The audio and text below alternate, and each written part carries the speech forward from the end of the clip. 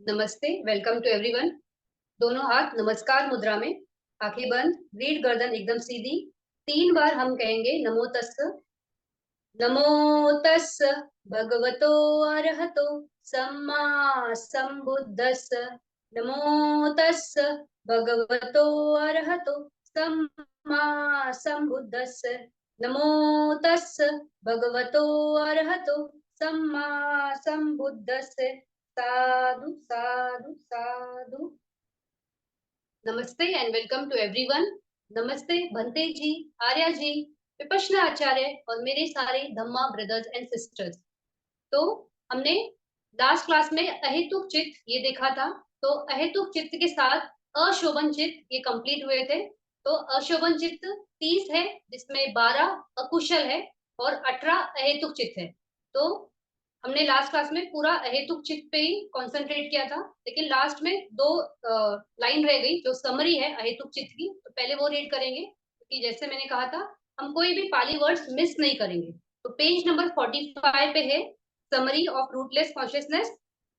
7 अकुशल कुशला अकुशला पकानी पुण्य पकानी अथदा क्रिया चित्तानी तीनी ती अथ रसा अहेतुका। तो 7 अकुशल चित्त है। पुण्य पुण्य चित्त यानी कुशल विपाक चित्त कितने थे? अथदा यानी 8, और क्रिया चित्त तीनी यानी क्रिया चित्त 3 है। तो इस तरह से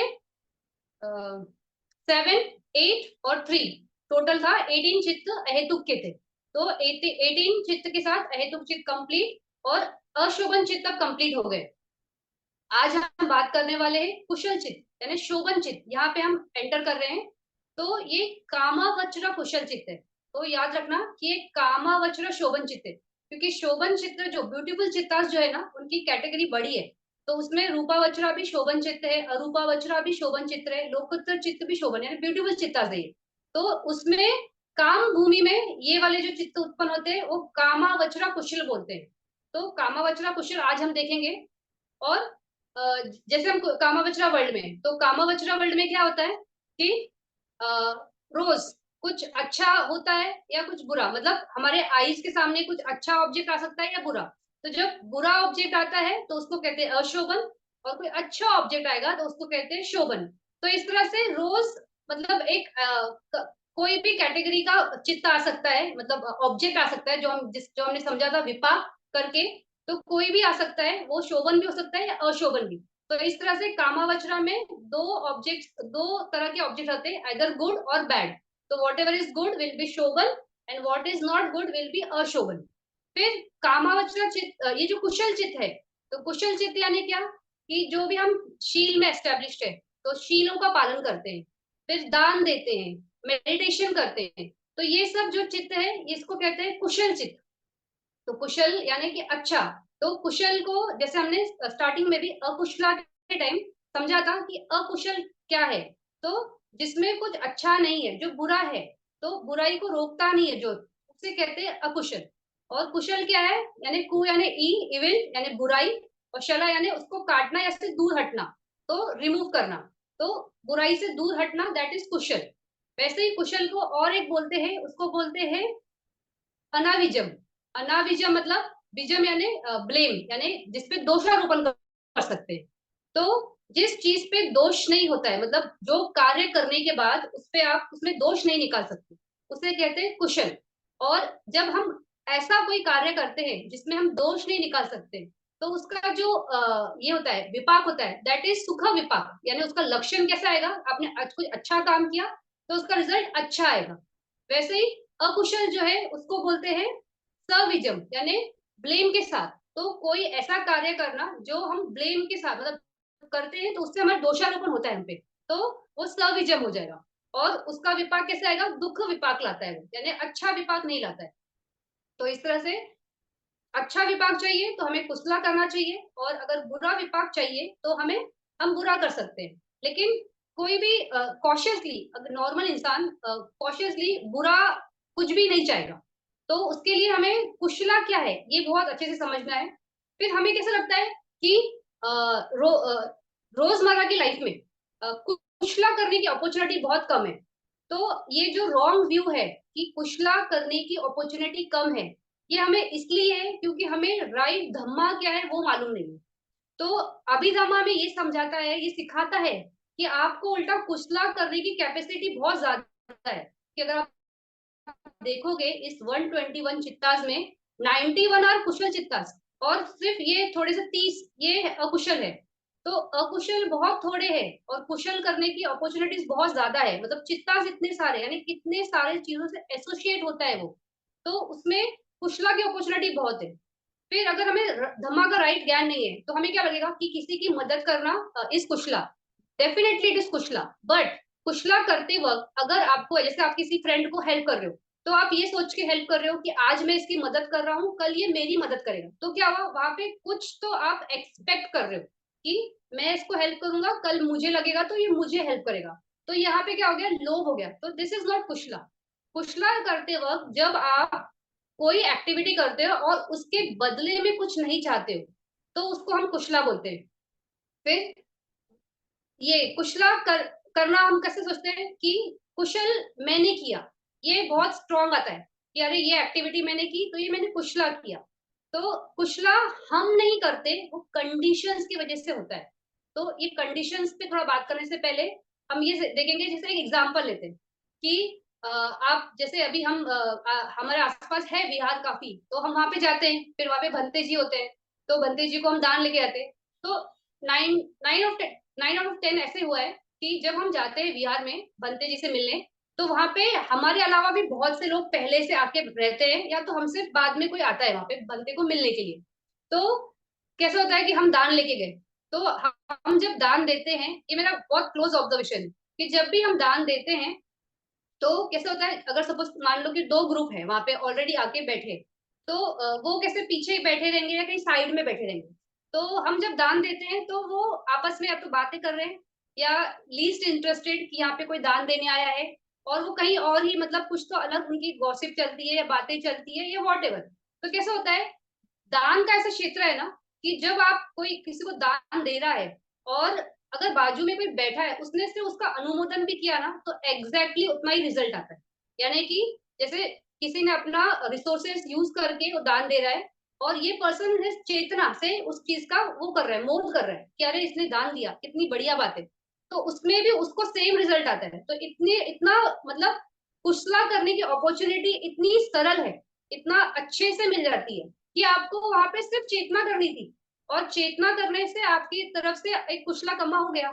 तो हमें लगता है कि कुशला कम्मा करना डिफिकल्ट है, अपॉर्चुनिटीज नहीं है। तो ऐसा नहीं होता है, उल्टा अकुशला से हटने के लिए कुशला के लिए अपॉर्चुनिटीज बहुत है। फिर कुशला कैसे होते हैं, कंडीशंस की वजह से होता है।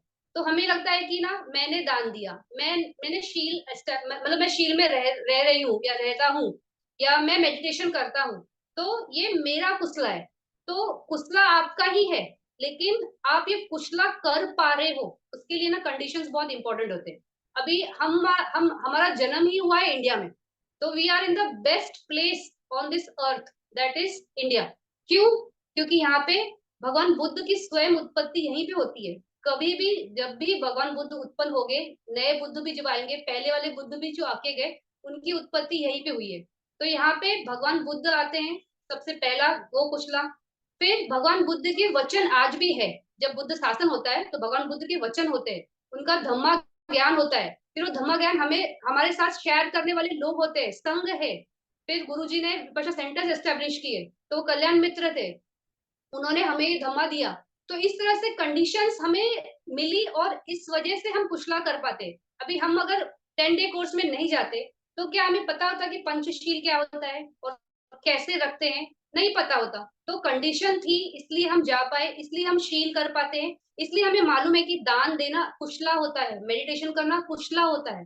तो कंडीशंस की वजह से आप कर पाते हो। तो ये बहुत अच्छे से समझना है कि it is not the self जो कुशला करता है या अकुशला करता है, इट इज द कंडीशंस। और वहां पे अगर ये आपको बहुत क्लैरिटी आती है ना कि कैसे कंडीशन से होता है, तो आपकी कुशला करने की कैपेसिटी बहुत इंक्रीज होती है। अभी वर्ल्ड में ऐसे बहुत सारी कंट्रीज, अभी जैसे यहाँ पे भी भगवान बुद्ध के ये है धम्मा टीचिंग से सब है, वैसे ही अगर आपकी उत्पत्ति म्यांमार में होती, श्रीलंका में होती, फिर थाईलैंड में होती, वियतनाम, लाओस, कंबोडिया, इस कंट्रीज में होती जहाँ पे भगवान बुद्ध की टीचिंग्स पहुंची है, तो वहां पर भी अगर हुए तो अच्छी बात है, क्योंकि आपको वो टीचिंग्स मिलेगी। लेकिन अगर आपको टीचिंग्स मिल गई और धम्मा में आप हो, लेकिन आपको कोई कल्याण मित्र का जोड़ी नहीं मिल रहा है, मतलब कैसे होता है ना, धम्मा में बढ़ने के लिए ना you need good friends, good association of people. तो अगर आपको वो है, वो सपोर्ट सिस्टम है, तो आपका क्लैरिटी बहुत बढ़ता है धम्मा में, आपको वो हेल्प होती है, और वो एक सपोर्ट सिस्टम जैसे वर्क करता है। तो वो एसोसिएशन हमें मिलेगा क्या, हमें ऐसे कल्याण मित्र मिलेंगे क्या, तो वो भी बहुत इंपॉर्टेंट होता है धम्मा में आगे बढ़ने के लिए, कुशला कम्मा करने के लिए। क्योंकि कैसे होता है, एक फ्रेंड है जो हमेशा दान देता है, तो वो जब भी दान देने जाएगा वो हमेशा आपको पूछेगा ना कि दान दे रहे हो, मैं देने जा रहा हूँ। तो हमेशा वो पर्सन आपको अपॉर्चुनिटी क्रिएट करके देता है, तो उससे हमारा हमारा कुशला हो जाता है। तो इस तरह से कंडीशंस की वजह से हम कुशला कर सकते हैं, ये बहुत इंपॉर्टेंट है। फिर अगर आप देखोगे, ऐसे भी बहुत सारी कंट्रीज है जहाँ पे कंडीशंस बहुत ही विपरीत है। अगर सपोज मान लो कि हमारा जन्म एज अ ह्यूमन ही हुआ है, लेकिन हम अगर पैदा हो जाते हैं कहीं सोमालिया में, कीनिया में, कहीं वहां पे अफ्रीकन थर्ड वर्ल्ड कंट्रीज के जंगलों में, आदिवासियों में, तो कैसा कंडीशन है वहां पे, वो लोग को 2 वक्त की रोटी भी नहीं मिलती है। और इस कंडीशंस में रहकर वो कुछ कर सकते हैं क्या, तो नॉट पॉसिबल। तो कंडीशंस भी बहुत अच्छे होने के लिए हमारा ही, मतलब हमारा पास्ट कम्मा इतना अच्छा था कि हम इतने अच्छे फेवरेबल कंडीशंस में हैं। तो कंडीशंस की वजह से आप कुसला करते हो, तो कुसला करने के लिए आपको अपॉर्चुनिटीज की कमी नहीं है, तो आपको ये ध्यान में रखना है। फिर जितना हो सके फोकस हम क्या करते हैं कि हम अकुशला ना करें, मतलब ये मैं नहीं करूं, वो नहीं करूं, उस पर फोकस ही नहीं करना है। फोकस करना है कि मैं क्या कर सकता हूँ। और जैसे भी ये व्हाइट बोर्ड है, अगर इस व्हाइट बोर्ड पे मैंने एक ब्लैक डॉट लगा दिया, तो कितनू सा है वो डॉट, लेकिन ध्यान कहाँ जा रहा है, पूरा वो ब्लैक डॉट पे जा रहा है, because it is a white board. तो वैसे ही है, अकुशला थोड़ा सा है, बाकी पूरा मैक्सिमम जो है दैट इज कुशला, दैट इज गुड। तो हमें उस पर ध्यान देना है। फिर भगवान बुद्ध की इतनी अनुकंपा कि उन्होंने ये चीजों को इतना अच्छे से अंडरस्टैंड किया और हमें एक्सप्लेन किया। ये तो पॉसिबल है क्या हमें समझना कि ऐसा शील होता है, ये दान देने से अच्छा कर्म होता है, फिर मेडिटेशन करना है, ये समाधि का अभ्यास करना है, आनापान करना है, विपश्यना करनी है, ये हमारे दुखों से मुक्त कराएगी। तो पॉसिबल ही नहीं था, लेकिन भगवान बुद्ध ने वो टीचिंग्स फाइंड आउट की और वो हमें दी। तो भगवान बुद्ध कैसे एक डॉक्टर की तरह है। जैसे कोई इंसान को सर्दी खांसी होती है, तो सर्दी खांसी हुई तो वो डॉक्टर के पास जाएगा। तो वैसे ही भगवान बुद्ध ने ये बताया, ये कैसे हो गई, सिम्टम्स है कि सर्दी खांसी हो रही है, तो ये सिम्टम्स हो गई। तो भगवान बुद्ध ने बताया कि पूरे 31 श्लोक में दुख जो है वो सब, मतलब है, दुख ही है, सफरिंग ही है।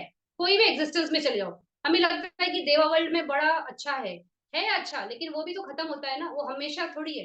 तो जो चीज खत्म होती है उसमें सुख कैसा, तो सफरिंग है, ये भगवान बुद्ध ने बताया, क्योंकि वो सिम्टम्स ऐसे है। फिर जैसे डॉक्टर देखता है कि सर्दी खांसी है, तो बोलता है कि इसका आपने क्या किया था, ठंडा पानी पिया था या बारिश में भीगे या बहुत तला वगैरह खाया, तो उसका कोई रीजन है। तो उसी तरह से जो दुख है उसका भी रीजन है। तो रीजन है, तो फिर डॉक्टर बोलता है ना कि लेकिन ये ठीक हो जाएगा। वैसे ही भगवान बुद्ध बोलते हैं कि ये जो दुख है इसका निरोध हो सकता है, यानी खत्म हो सकता है। फिर खत्म हो सकता है, तो उसके लिए क्या बोलते हैं डॉक्टर कि आप मेडिसिन लो। तो उसी तरह भगवान बुद्ध ने जो मेडिसिन दी है वो ये आर्य अष्टांगिक मार्ग। तो आर्य अष्टांगिक मार्ग जो है वो पूरा यही है, कुशला कम्मा कैसे करना है, तो हम उस पर हम आएंगे थोड़ी देर में। तो आज हम कुशला कम्मा क्या है, कुशला क्या है वो देखेंगे। तो ब्यूटीफुल कॉन्शियसनेस, शोभन चित्त, ये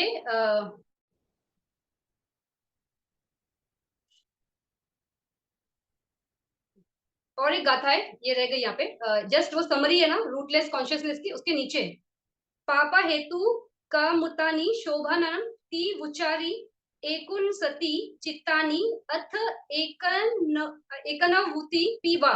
तो excluding this evil and rootless the rest are called beautiful. तो वो कितने हैं, 59 एंड 91, तो वो बाद में देखेंगे टोटल करना अगर कैसे। तो टोटल ये आज हम बात कर रहे हैं कामवज्र शोभन चित्त के लिए। तो पेज नंबर 46 पे कामवचरा शोभन चित्त, कामवचरा कुशल चित्तानी ऐसा लिखा है। तो ये चित्त क्या है, कैसे है, अभी यहाँ पे आप देखोगे तो पहले 8 चित्त है, लोगमूल में भी 8 चित्त है, उसका इसका कोई कॉन्टेक्स्ट नहीं है, बट मैं सिर्फ बता रही हूँ कि यहाँ पर भी 8 चित्त है। अभी हमने क्या देखा था कि चित्त जब उत्पन्न होता है तो उसमें रूट्स होता है, हेतु होता है। तो लोभ मूल के चित्त में कितने हेतु थे, लोभ एंड दोष। फिर दोष में 2 थे, दोष एंड मोह। एंड मोहा में ओनली मोहा। तो देवर टू एंड वन रूट चित्तास। अभी ये जो कुशल चित्तास है, इसमें जो फर्स्ट चित्त है, सोमन सगतम ज्ञान संयुक्तम असंखारिकम एकम। तो ये ज्ञान संयुक्तम चित्त है। तो इसमें क्या है, ज्ञान, ज्ञान मतलब ज्ञान, तो ज्ञान के साथ वाला चित्त। तो जो शोभन चित्त होता है, जो जितने भी कुशल चित्त है, उसमें 100%, मतलब यहाँ पे सिर्फ कामावचरा की बात करूँ मैं, कामावचरा में जो शोभन चित्त है उसमें 100% दो हेतु होंगे, 100%। मतलब वो दो हेतु कौन से होंगे, अलोभ और अदोष। अलोभ यानी लोभ नहीं, तो दैट इज योर दाना। और अदोष यानी कि दोष नहीं, यानी मैत्री। तो ये दो रूट के साथ 100% कामावचर कुशल चित्त उत्पन्न होता है। लेकिन अगर इसमें ज्ञान भी है, यानी प्रज्ञा है, अमोहा है, तो तीन हेतु हो जाते हैं। तो तीन हेतु वाले चित्त को बोलते हैं ज्ञान संयुक्त चित्त। तो पहला ही चित्त जो है, सोमन सहगतम ज्ञान संयुक्तम असंखारिकम चित्तम। अभी ये ज्ञान संयुक्तम चित्त जो है, यानी कि ज्ञान के साथ वो चित्त उत्पन्न हुआ है, तो उसकी कंडीशन क्या है, क्यों ये चित्त में ज्ञान है, मतलब ज्ञान है। और नीचे चार देखोगे ना, चार है विपयुक्तम। तो ज्ञान संयुक्तम होने की कंडीशन क्या है, तो उसकी कंडीशंस बहुत सिंपल है। जैसे अगर आपने पास्ट लाइफ में कुछ कुशला कम्मा कर रहे थे, तो कुशला कम्मा करते वक्त आपके माइंड में ये बहुत स्ट्रॉन्ग था, ये बहुत अच्छा कम्मा है, इट इज अ कुशला कम्मा। और इस कुशल कम्मा की वजह से जब मेरी वापस से मैं वापस रीबर्थ लूंगा, वापस जन्म लूंगा या लूंगी, तो मुझे, मैं बहुत विद्वान होना चाहिए, प्रज्ञावान। विद्वान थोड़ा अलग होता है, लेकिन प्रज्ञावान मतलब राइट नॉलेज होना चाहिए। तो प्रज्ञावान होना चाहिए। तो ऐसा बोल के जब हम कोई काम करते हैं, तो नेक्स्ट बर्थ जब हमें मिलता है, तो हम ये ज्ञान संपृक्तम चित्त के साथ आते हैं। फिर जैसे बहुत लोग यूनिवर्सिटी स्कूल्स एस्टेब्लिश करते हैं। क्यों एस्टेब्लिश करते हैं, क्योंकि लोग वहां पे आए, पढ़ाई करें और डेवलप करें। तो ये हेतु से अगर कोई डेवलप करता है ये स्कूल्स कॉलेजेस, तो भी वो पर्सन जो है जिसने ऐसा दान दिया, मतलब जिसने ऐसे, पहले हमारे इंडिया में कैसे थे, गुरुकुल सिस्टम थे, तो they used to not charge, पैसे नहीं लेते थे, और वो विद्या का दान देते थे। तो दान जब आप देते हो इस तरह से, तो भी जब आप नेक्स्ट बर्थ में आओगे, तो आप ज्ञान संयुक्तम चित्त से आओगे, मतलब आपको वो नॉलेज रहेगा, आप प्रज्ञावान होगे। फिर आजकल की जैसे कंडीशंस है कि लोग यूनिवर्सिटीज डेवलप करते हैं, स्कूल्स स्कूल्स तो सबसे ज्यादा, आज प्राइवेट स्कूल्स की फीस देखिए, 2-2 लाख, 1-1 लाख, मतलब बोल भी नहीं सकते कि क्या चार्ज कर रहे हो। तो ये जो है यहाँ पे लोग से कर रहे हैं, ये लोग का कोई हेतु नहीं है कि लोग पढ़ना चाहिए, डेवलप करना चाहिए, इनको सिर्फ मनी बनाना है। तो ऐसा चित्त से काम करके आपने स्कूल और यूनिवर्सिटी डेवलप किया, तो दैट इज नॉट ज्ञान संयुक्तम। वहां पे बहुत क्लियर होना चाहिए कि आपका वो, आपकी तरफ से वो दान में होना चाहिए, या आपकी वो भावना होनी चाहिए कि बहुतों को मिले, तो ज्ञान संपत्ति होगा। फिर बहुत लोग पढ़ाते हैं, ये इंडिया का तो सौभाग्य है, मैं तो बोलूंगी कि यहाँ पे भरमार है ऐसे लोगों की जो फ्री में पढ़ाते हैं।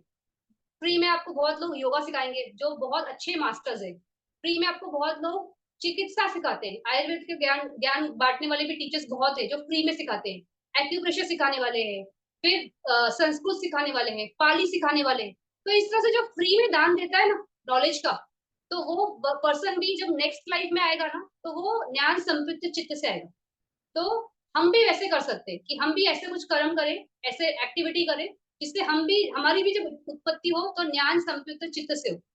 फिर जब आप ये करते हो, दोष नहीं रखते हो, मतलब मन में जलन नहीं रखते हो, एंगर नहीं होता है, तो कैसे होता है, क्योंकि दोष क्या करता है, आपके विवेक, आपके बुद्धि, आपके समझ को खत्म करता है।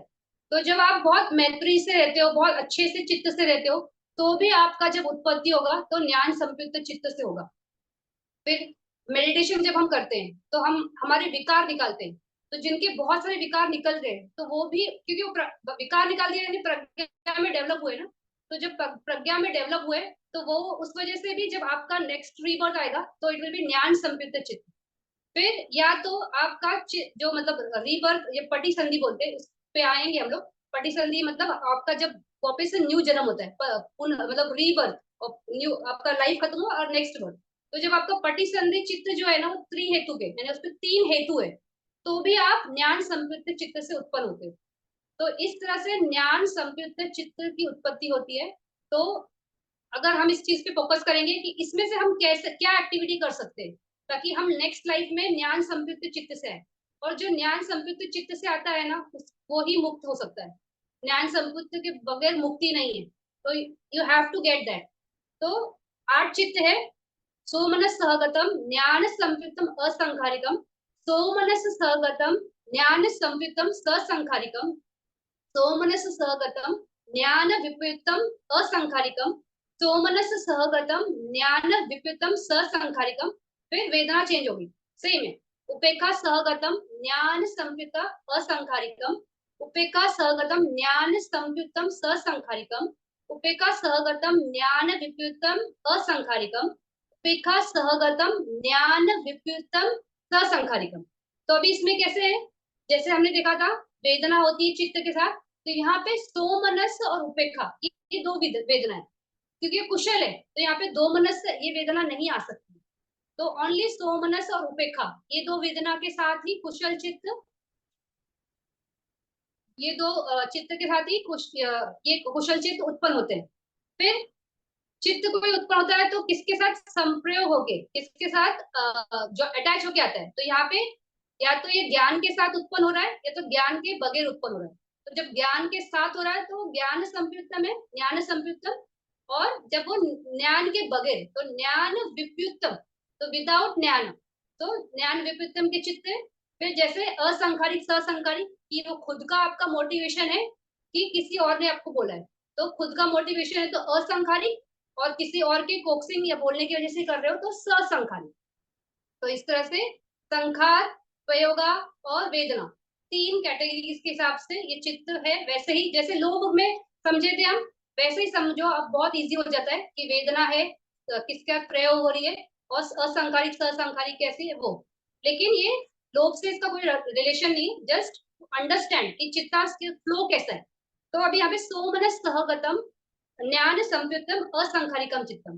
तो कैसे, जब आप दान दे रहे हो, तो ये चित्त कब उत्पन्न होता है, जब आप दान दे रहे हो। दान देने के पहले आपको बहुत खुशी है, दान देते वक्त आपको बहुत खुशी है, और दान देने के बाद आपको बहुत खुशी है, क्योंकि आपको मालूम है दान देना एक कुशल कर्मा है। और आपकी ये इंटेंशन कहीं चेंज नहीं होती है, क्योंकि आपको मालूम है इसकी वजह से मुझे जो आगे मिलेगा, जो इसका रिजल्ट आएगा, पे बैक आएगा, that will be very good. तो प्रज्ञा से आप वो समझ के दान दे रहे हो।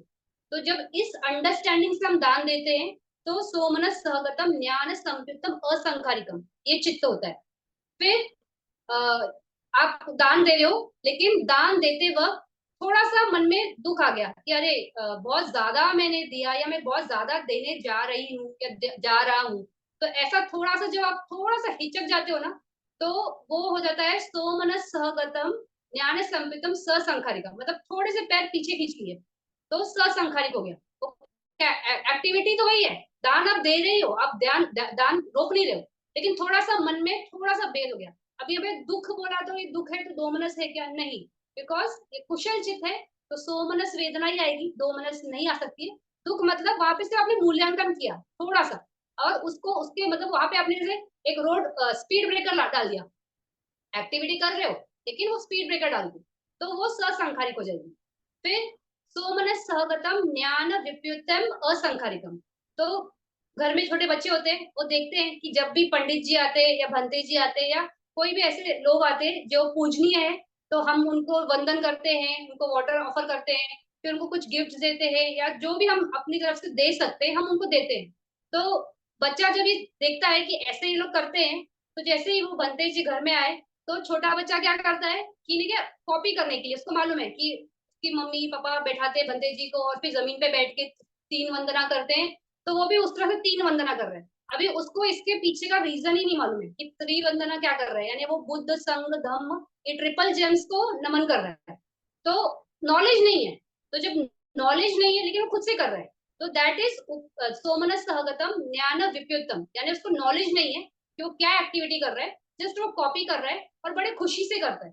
तो वेदना भी सोमनस से और असंकारी खुद कर रहा है। फिर उसी तरह से अगर घर में कोई बच्चा है और बंते जी आके बैठे और इसको बोलना पड़ रहा है कि उठ बंते जी आए, उनको नमन कर, उनको पानी दे, उनको रिस्पेक्ट दे, तो वो बोलने के बाद खुशी खुशी कर रहा है। अभी उसको भी यहाँ पे मालूम नहीं कि क्यों उससे करवाया जा रहा है, क्योंकि कुशला है, संघ है तो संघ रेवरेंट है, तो उनको हमको रिस्पेक्ट देनी चाहिए, वो हमारे लिए कुछ हमारी पारवी बनती है उससे। तो उसको पता ही नहीं है, तो सोमनस्य से मतलब अच्छे खुशी खुशी कर रहा है, नॉलेज भी नहीं है, और किसी ने बोला मतलब पेरेंट्स ने बोला, तो इस तरह से उसने ये काम किया। तो इस तरह से सोमनस्य सहगतम ज्ञान संप्युतम चित्त असंखारिक ससंखारिक, फिर ज्ञान विपरीतम असंखारिक ससंखारिक, ये चार चित्त है। उसी तरह से और चार चित्त है जो उपेक्षा, यहाँ पे सिर्फ वेदना चेंज होती है और कुछ भी भेद नहीं है। सोमनस की जगह पे उपेक्षा आ जाएगा, उपेक्षा सहगतम ज्ञान संप्युतम, वहां पे प्रज्ञा है असंखारिक, फिर उपेक्षा सहगतम ज्ञान संप्युतम ससंखारिक, उपेक्षा सहगतम ज्ञान विप्युतम असंखारिक, उपेक्षा सहगतम ज्ञान विपरीतम ससंखारिक। तो जो ऊपर वाले एग्जांपल्स लिए ना कि हमने पहले वाले में खुद से बड़ी खुशी से करा, तो सेकंड में भी ये उपेक्षा वाले में भी हम खुद से ही कर रहे हैं। हमको मालूम है दान देना अगर अच्छा है, लेकिन हमें बहुत उत्साह नहीं, तो ऐसे बहुत लोग होते हैं जो ना रोज दान देते, भले छोटा सा अमाउंट, भले बहुत ही छोटा सा अमाउंट, लेकिन देते हैं। तो कैसे वो उनका प्रैक्टिस में ना एक एक्टिविटी है, तो वो करते वक्त ना इतना मन में वेदना उपेक्षा की नहीं, मतलब सोमनस की नहीं होगी, क्योंकि रोज ही कर रहे हैं, तो it is like second nature. तो वहां पे वेदना उपेक्षा की हो सकती है, तो इस तरह से वेदना बदल जाती है। फिर वैसे ही सेकेंड एग्जाम्पल में थोड़ा हम हिचके, तो वैसे ही थोड़ा हिचक के आपने दिया और उपेक्षा वेदना है, तो बस वही एग्जाम्पल समझ के उसी के साथ समझ के आप नीचे वाले भी चित्त समझ सकते हो। लेकिन जैसे लोभ चित्त में था कि फर्स्ट चित्त सबसे सुप्रीम था और नीचे वाला चित्त सबसे वो था लोएस्ट था, मतलब रिजल्ट देने में, वैसा यहाँ पे नहीं है। क्योंकि ये हम कुशल चित्त की बात कर रहे हैं, तो यहाँ पे जैसे अभी सोमनस सहगतम ज्ञान संप्युतम असंकारिकम, मान लो इस एग्जांपल में हम क्या कर रहे हैं कि किसी बहुत लोग हैं जो ना चिड़िया लोग को खाना देते हैं, रोज खाना देते हैं और उनको पानी रखते हैं छत पे जाके वगैरह। तो कोई अगर ऐसा कर रहा है क्योंकि उसको मालूम है ना कि कोई प्राणी है, प्राणी को खाना देना ये अच्छी बात है, तो वो वैसा वहां पे वो कर रहा है, तो इट इज वेरी गुड। और लेकिन वही उपेक्षा सहगतम ज्ञान संपितम असंकारिकम, अब यहाँ पे क्या है कि कोई मेडिटेशन में बैठा है, और मेडिटेशन में कैसे होता है हम समता में रहते हैं, तो समता में रह के हम जब प्रैक्टिस कर रहे हैं तो वहां पे वेदना ये नहीं रहेगी ना, क्या बोलते हैं सोमनस्य की नहीं रहेगी, एक तटस्थ भाव से हम पूरे बॉडी को स्कैन कर रहे हैं, हम विपश्यना कर रहे हैं। तो मेडिटेशन करना इज अ वेरी हाई कुशला, तो ये वाला उपेक्षा वाला चित्त उस सोमनस्य से ज्यादा हाइयर है, भले वो उपेक्षा वेदना से।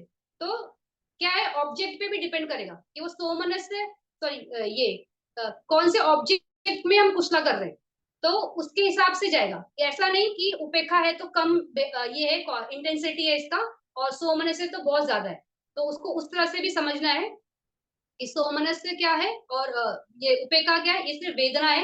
यहाँ पे ज्ञान संयुक्त है कि नहीं है और ज्ञान विपयुक्त है कि नहीं है ये देखना है, और फिर असंखारिक ससंखारिक। तो अभी ये हो गए 8 कुशल चित्त। अभी कुशल चित्त हो गए, अभी कुशल कर्मा पे बात करेंगे।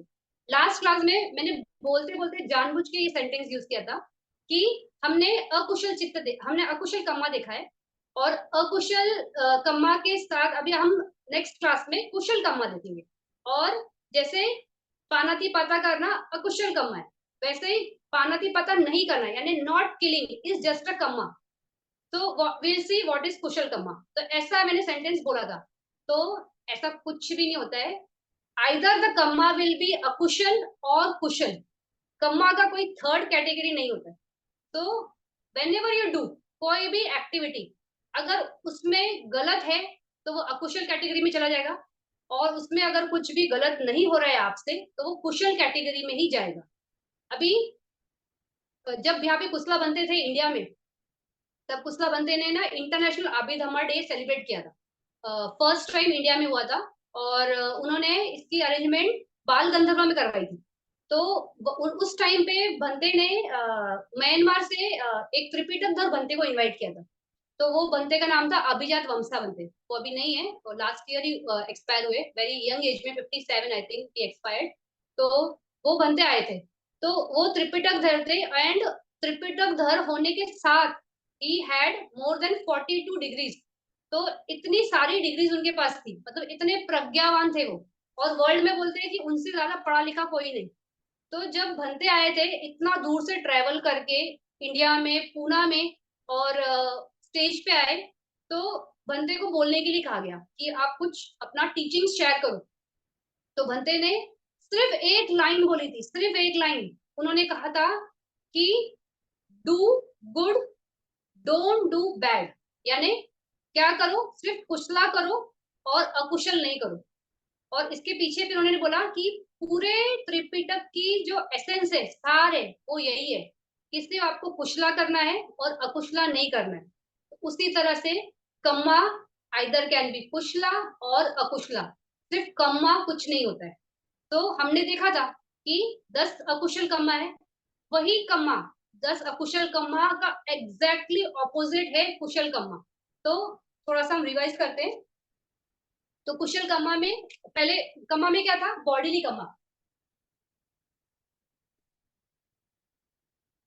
तो काया से कितने कम्मा होते हैं, पानाति पाता, अदिन्न दाना, कामेसु मिच्छाचारा। तो जब हम प्राणी हत्या नहीं करते तो वो पानाति पाता होता है। जब हम चोरी नहीं करते हैं तो वो कुशल कम्मा है। कामेसु मिच्छाचारा, जब हम अब्रह्मचार्य या हम ये एक्टिविटी दायरे में रह के अपनी जो परमिटेड है उसमें करते हो तो वो कामेसु मिच्छाचारा नहीं होता है। तो काया से ये 3 कर्म है, किलिंग नहीं करना, चोरी नहीं करना, व्यभिचार नहीं करना। फिर वाचा से, वाचा से क्या था, मूसा वादा, पिसुना वाचा, परूसा वाचा और समाफला। तो सच बोलना, दैट इज नॉट मूसावादा, तो हम सच बोल रहे हैं, इसका उल्टा। फिर पिसुना वाचा, पिसुना वाचा में क्या था कि हम दो लोगों में भेद करते हैं, तो यहाँ पे हम पिसुना वाचा नहीं करते, यानी कि हम दो लोगों में सुलह कराते, संधि कराते। फिर परूसा वाचा क्या था कि बहुत हार्श बोलना, तो यहाँ पे हम क्या करते हैं, हम अच्छा बोलते, सॉफ्ट बोलते, गुड बोलते। फिर समाफला, इसमें क्या था, आइडल टॉक, सिर्फ बकवास। लेकिन यहाँ पे क्या करते हैं, हम जो भी बोलते हैं हम सही बोलते, वाइज वर्ड्स यूज करते। तो समाफला नहीं करते, तो यहाँ पे न न न न आ जाएगा, ना मुसावादा, ना पिसुना वाचा, ना परुसा वाचा, ना समाफल। तो इस तरह से वाची के वचन मतलब बोलने के 4 कम्मा। फिर 4 मनोकम्मा थे, क्या था, अभिज्ञा, व्यापादा और इग्नोरेंस दिट्ठी था। तो यहाँ पे उल्टा हो जाएगा, न अभिज्ञा मतलब सेल्फिश नहीं होना, अभिज्ञा मतलब सेल्फिश होना। तो हम सेल्फिश नहीं है, यानी अलोभ है, अलोभ यानी दान। फिर व्यापादा यानी इल विल, तो न व्यापादा यानी कि गुड विल, यानी सामने वाले के लिए मैत्री रखना। फिर दिट्ठीरा, तो यहाँ पे वो था मोहा, ये सम्मा दिट्ठी यानी गुड व्यू, राइट व्यू, प्रज्ञा। तो इस तरह से ये 10 कुशल कम्मा है। और ये कुशल कम्मा ही है जो हम यहाँ पे ज्यादा से ज्यादा फोकस कर सकते हैं, क्योंकि ये एक्टिविटीज हमारे ये ये वाचा का तो सबसे ज्यादा आता है। हम बोलते बोलते कब झूठ बोल जाते हैं, हम बोलते बोलते कब किसी को उल्टा बोल देते हैं, हम इतनी आइडल टॉक कर जाते हैं। फिर ये पिसुना वाचा, दो लोगों में कब झगड़ा लगा के चल दिए, मालूम ही नहीं पड़ता है। तो ये तो हमें पता ही नहीं चलता है। फिर ये मनोकामना भी, कि मन में किसी के लिए द्वेष आ जाता है, फिर कुछ रॉन्ग व्यू होता है, फिर लालच आ जाता है। तो यहाँ पे भी हमें बहुत चेक करना है। फिर यहाँ पे ये तो हम तो इसमें ये हम बहुत कॉशियसली देख पाते हैं कि हम किसी को किल नहीं कर रहे, हम चोरी नहीं कर रहे, हम व्यभिचार नहीं कर रहे। तो यहाँ पे तो बहुत क्लैरिटी आ जाती है, लेकिन ये बहुत फटाफट हो जाते हैं, ये मालूम ही नहीं पड़ते। तो इस तरह से हमें कुशल कर्मा क्या है वो पता होना चाहिए सबसे पहले। अगर हमें कुशल कर्मा पता ही नहीं है तो हम उसको करेंगे कैसे। तो ये जैसे हमने बात की थी कि शील के क्षेत्र में आता है, तो ये सब शील के क्षेत्र में आता है ना, ये सारे कर्मा उसी में आ जाते हैं, कवर हो जाते हैं। हम कोई किलिंग नहीं कर रहे, हम अदिन्ना दाना नहीं कर रहे, हम कामी से मिच्छाचारा नहीं कर रहे, हम मूसावादा नहीं कर रहे, उसके साथ ये सारे, फिर लोभ, अदोष, अमोह, तो ये सारे की वजह से हमारा कुशल कर्मा है। अभी इसमें हमको एक बोनस है, जैसे अकुशल में था, क्या था कि हमें 10 अकुशल कम्मा मालूम थे, लेकिन उस अकुशल कम्मा को कम करने के कोई वे नहीं था। मतलब वहां पे कुछ ऐसा था क्या इमिडिएटली करे जिससे हमको हम थोड़ा सा अकुशला कम करें, तो ऐसा कुछ नहीं था। तो उसका अकुशला नहीं करने के लिए सीधा सीधा आंसर यही है कि आप कुशला करो। तो आप वो वहां से अकुशला से हट जाते हो। लेकिन कुशला में एक बोनस ये है कि कुशल कम्मा की इंटेंसिटी या कुशल कम्मा ज्यादा से ज्यादा हमसे हो, उसके लिए ना 10 कर्म ऐसे बताए गए जो करने से ना हम बहुत सारा कुशला जमा करते हैं। तो 10 कर्म क्या है हम वो देखेंगे, क्योंकि उस पे हम काम कर सकते हैं, वो हमारे हाथ में, और वो रोज होता हो सकता है। तो उससे हमारा कुशला का संवर्धन होगा, बढ़ेगा बहुत फास्ट।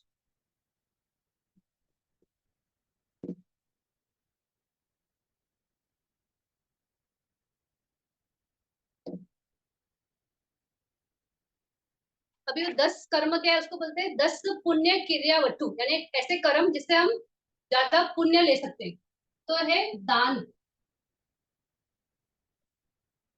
अभी दान कैसे है कि वो कोई भी चीज का होता है, आइदर मनी और वॉट एवर। अभी दान का कैसे है ना कि जब हम देते हैं और अगर उसमें वो सारे त्रि हेतु, मतलब देने से पहले भी खुश, देते वक्त भी खुश और देने के बाद भी खुश, इतना अच्छा लेवल का अगर आप दान देते हो ना, तो भले आप एक ही बार संघ को दान दो तो भी आपको, मतलब उसका रिजल्ट जो विपाक आएगा ना, वो इतना अच्छा आएगा कि इस लाइफ में और आने वाले कितने, मतलब सारी लाइफ में जितनी भी लाइफ है, उस सब लाइफ में आपको खाने की कभी भी कोई कमी नहीं होगी अगर आपने फूड का दान दिया है। फिर दान में बहुत सी चीजें हैं। आप मतलब जैसे कि कोई वाहन का दान देता है तो वो एक सुविधा का दान होता है। फिर आपने अगर कपड़ों का दान दिया तो इट्स लाइक कंफर्ट, एक सिक्योरिटी होती है ना कि मच्छर नहीं काटेगा, धूप नहीं लगेगी, गर्मी नहीं लगेगी, बारिश वारिश से बचाव होगा। तो उस तरह से कंफर्ट का दान देते हो। तो दान की बहुत सारी अलग अलग कैटेगरीज है। तो आप जब भी लेकिन दान दो, और अगर आप दान नहीं भी देते हो ना, तो आपको वो याद रखना है कि आपको किसी ने दान दिया तो आपको अनुमोदन करना है। आपने अगर वो उस प्रसन्न चित्त से, मोद चित्त से दान का अनुमोदन कर लिया ना, तो आपका वो दान उसने भले दिया है लेकिन वो एग्जैक्टली आपको उतना ही रिजल्ट लाएगा। तो this is the beauty of दाना। अभी दान पे से कैसे है कि दान में कुछ चीजें ऐसी है जो हम दान अगर दे, तो बुद्ध बोलते हैं कि आप अगर सो भी रहे हो ना, तो भी उसका इफेक्ट इतना ब्यूटीफुल है कि वो आपको रात दिन मिलता है। तो वो दान कैसे है, कौन से है? एक है पेड़ का दान, क्योंकि पेड़ क्या होता है, छाया देता है सबसे पहला, कंफर्ट देता है, फिर वो फ्रूट्स देगा, अगर फ्रूट्स का झाड़ है, फ्लावर्स का तो फ्लावर्स देगा, ब्यूटी देता है। तो इस तरह से वो दान कैसे बढ़ता है। तो झाड़ का दान देना बहुत अच्छा होता है। उसी तरह पानी का, पानी जीवन है। अगर हम एक दिन पानी नहीं पियेंगे, चलो मैनेज कर लेंगे, लेकिन पानी के बगैर आप कितने दिन निकाल सकते हो? नॉट पॉसिबल ना। तो पानी आपको रोज लगता है। तो पानी का दान देना भी बहुत कुशला होता है। फिर जो लोग रोड्स बनवाते हैं, तो कैसे होता है, रोड्स बनने के लिए सुविधा होती है, लोग सिक्योरली जा सकते हैं। तो वो भी बहुत कुशला होता है। फिर ब्रिज बनाना। तो इस दान के इस पे से एक स्टोरी है। ये जो है हमारे इंद्र भगवान, जो जिनको सखा बोलते हैं पाली में, मतलब इसमें भगवान बुद्ध के इसमें सखा बोला गया है, लेकिन हिंदू माइथोलॉजी में उसको इंद्र ही बोलते हैं, तो हम सखा ही बोलेंगे। तो सखा जो है, तो उन उन वो सखा कैसे बने? तो उनकी स्टोरी क्या है कि वो जब एक मनुष्य लोक में थे, तो वो एक नॉर्मल बंदा था, गांव में रहता था। तो अचानक से एक दिन ना ऐसे सोचता है कि ऐसा क्या किया रहेगा राजा ने, ऐसा क्या किया रहेगा मंत्री ने, कि वो आज इतना सुख भोगते हैं और हम उनसे कितने भिन्न हैं, कितने अलग है। तो वो उसको ये समझ में आता है कि इन्होंने कुछ तो ऐसा किया है जिसकी वजह से इनकी कैटेगरी इतनी अच्छी है, और हमें भी ऐसा कुछ करना चाहिए। तो वो सोचता है कि क्या, तो सोचता है कि ना चलो हम ना ये रास्ते बनाते हैं, हम पानी की व्यवस्था करते हैं। पहले गांव में कैसे लोग ये रास्ते के साइड में पानी रखते थे, क्योंकि लोग ट्रेवलर्स पैदल चल के आते थे। तो पानी का दान रखेंगे, फिर ये रखेंगे, तो इस तरह से ना वो करता है। तो वो जब ये करता है एक्टिविटी, तो उसके साथ ना उसके बाकी फ्रेंड्स भी आ जाते हैं, बोलते हैं अरे बहुत बढ़िया काम है। तो वो भी ज्वाइन होते हैं। तो वो 32 लोग और ये सखा, ये 33 लोग मिलके ये पूरा एक्टिविटी करते हैं। तो इस वजह से क्या हुआ कि उनकी उत्पत्ति तावा तिमसा मतलब 33। तो 33 गॉड्स का जो रेल्म बना है ना, इनकी वजह से बना है, बिकॉज ये इनको जगह देने के लिए वो नया एक लोक ही आया, और वहां पे ये वहां पे रहते हैं। तो इतना इतना पुण्य है। मतलब आप जब दान देते हो तो दान किस चीज का करना है, वो अगर हमें मालूम है और कॉशियसली आप करते हो, तो इतना अच्छा रिजल्ट आता है। फिर सेकंड, आप और अच्छा कैसे डेवलप कर सकते हो अपने कुशला को? तो शील में एस्टेब्लिश होना। अभी हमने ये देखा जो एक्टिविटीज थी 10 कुशल कम्मा, तो शील में ही एस्टेब्लिश करते हैं ना, हम किलिंग नहीं कर रहे, हम आदिन दाना नहीं कर रहे, हम कामे से मिश्राचारा नहीं कर रहे, हम झूठ नहीं बोल रहे, हम किसी के बीच में मतभेद नहीं कर रहे, हम किसी को नीचा नहीं दिखा रहे, गाली नहीं दे रहे और हम जो भी बात कर रहे अच्छा बात कर रहे। तो ये सब हमारे शील के क्षेत्र में आता है। तो शील आप जितना डेवलप करोगे उतना ही आपका कुशला बढ़ते जाएगा। तो ये भी एक कुशला एक्टिविटी है। फिर भावना मतलब मेडिटेशन करना। तो जब हम ये करते हैं, आनापान करते हैं, मेडिटेशन करते हैं, तो क्या होता है, हमारे अंदर के विकार निकलते हैं। जब विकार निकलते हैं तो हम में ये समझ हमेशा रहती है ना कि हमें ये यही करना है, अच्छा ही करना है। तो वो क्लैरिटी बहुत रहती है, तो प्रज्ञा बहुत डेवलप होती है। तो इसलिए भी भावना करना बहुत जरूरी है। फिर अपय चयना,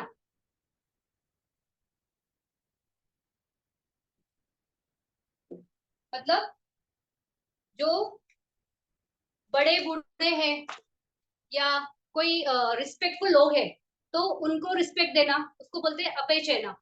फिर पेया वाचा,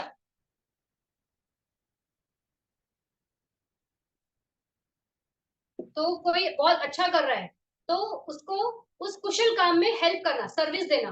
तो जैसे अभी ये सेंटर पे हम लोग सेवा देते हैं, तो वहां पे अच्छा काम होता है ना, कुशल काम होता है, तो उसमें हम हेल्प करते हैं, सेवा देते हैं।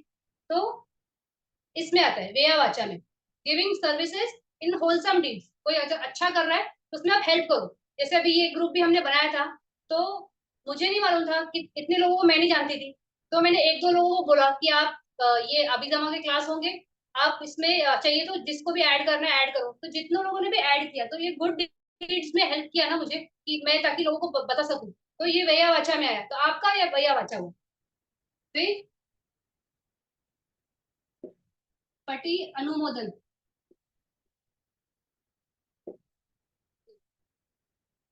पटी दाना।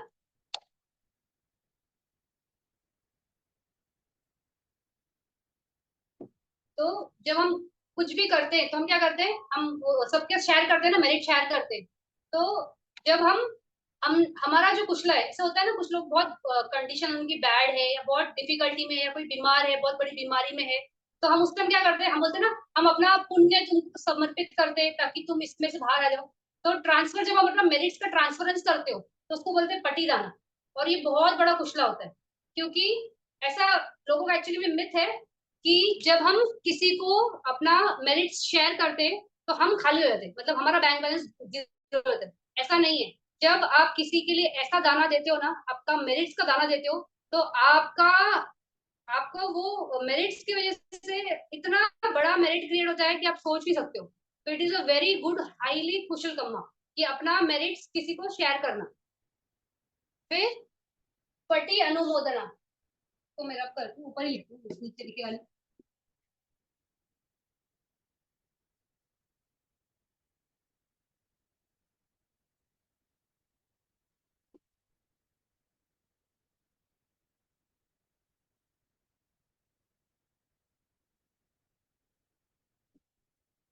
तो जैसे हमने पहले ही बात कर ली थी इस पे, कि जब कोई दान देता है तो आप अगर उसका अनुमोदन करते हो कि इसने दान दिया बहुत अच्छा, तो किसी और ने जब दान दिया तो आप उसमें रिजॉइस करते हो, यानी बहुत खुश होते हो।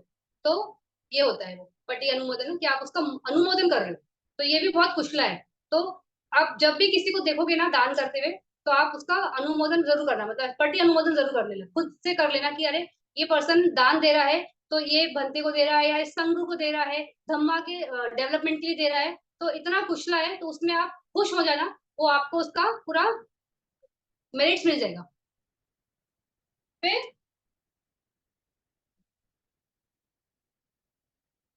धम्मा सवना, तो धम्म के बारे में सुनना। गुरु जी के लेक्चर्स है, हम सुनते हैं कि गुरु जी ने कितना बताया है, कितना क्लैरिटी से बताया है। तो धम्म को सुनना। फिर बहुत सारे बनते हैं जो यूट्यूब पे, उनकी काफी वीडियोस है जो बताते रहते हैं हमेशा धम्म के बारे में, कि भगवान बुद्ध ने ऐसे बताया वैसे बताया। अभी जो सुन रहे हो ये भी धम्मा का ही सुन रहे हो। तो धम्मा श्रवण में है, तो धम्मा सुनना भी बहुत कुशला है, क्योंकि जब तक हम धम्म सुनेंगे ही नहीं, हम उस पर चलेंगे कैसे। रास्ता पता ही नहीं, कभी सुने ही नहीं, हमें मालूम ही नहीं कि ऐसी भी कोई चीज एग्जिस्ट करती है, तो काम नहीं होता ना। तो धम्म श्रवण करना भी बहुत कुशला है। फिर धम्म देसना,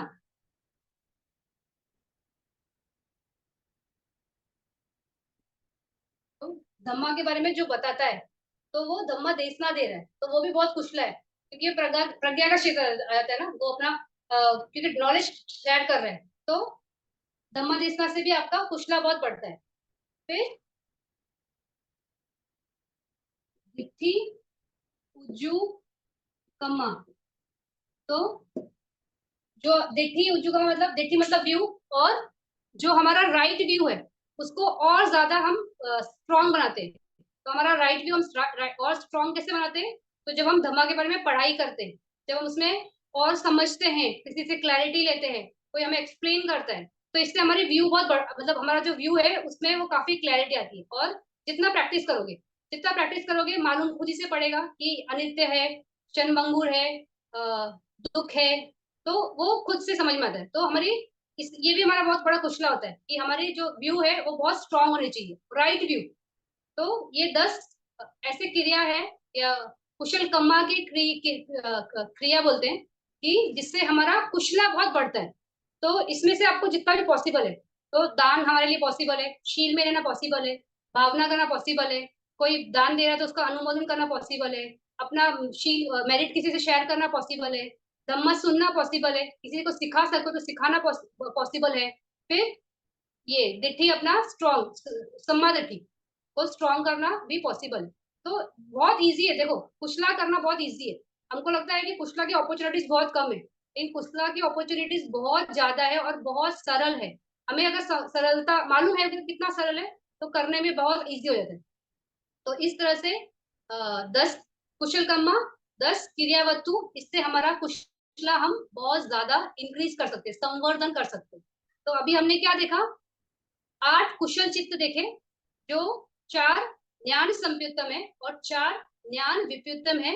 वेदना 4 में सोमनस की है, 4 में उपेक्षा की है, 4 असंखारिक है, 4 ससंखारिक है।